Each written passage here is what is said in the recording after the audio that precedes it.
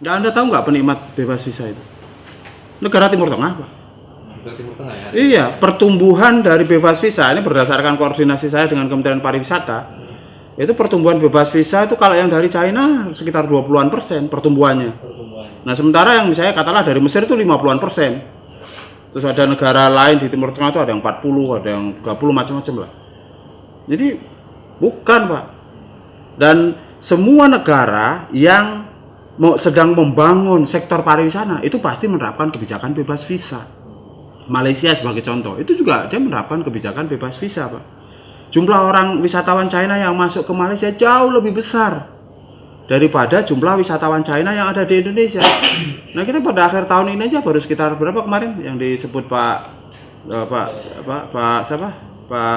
Arif Yahya atau Pak Dirjen Imigrasi sekitar 1,3 atau 1,4 juta itu kan. Itu wisatawan yang kemudian di sosmed diplesetin jadi tenaga kerja asing kan. Ya ini kan nggak benar. Sementara di Malaysia itu lebih dari 3 jutaan, Pak, yang dari China aja. Nah, ini justru kan karena provokasi-provokasi yang muncul terutama melalui sosial media atau media-media abal-abal. Udah jelas kalau targetnya wisatawan ya wisatawan, Pak. Dan China ini merupakan negara dengan wisatawan yang sangat besar. Ada sekitar 150 juta turis di China sana. Dan mereka itu termasuk big spender. Jadi orang yang keluar uang cukup banyak. Anda bayangkan saja kalau misalnya satu turis katakanlah misalnya dia keluar uang misalnya katakanlah sehari 10 juta misalnya.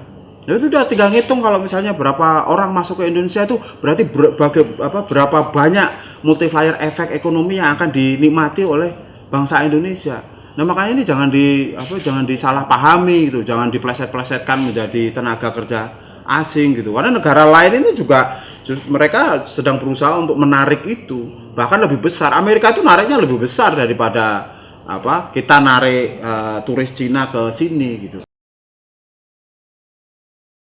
Nah, kalau bebas visa ini pasti untuk wisatawan dong. Tidak berlaku untuk tenaga kerja ya, Pak Menteri? Itu yang harus diperhatikan. Loh, kalau tenaga kerja itu harus pakai izin, Pak. Harus pakai izin dulu. Nah, kalau Anda punya izin kerja, Anda baru kemudian nanti mendapatkan visa tinggal. Visa tinggal sementara, ITAS itu. Ya memang kebijakannya kan untuk mendongkrak sektor pariwisata itu. Bukan untuk misalnya mendatangkan pekerja asing. Itu gunanya apa?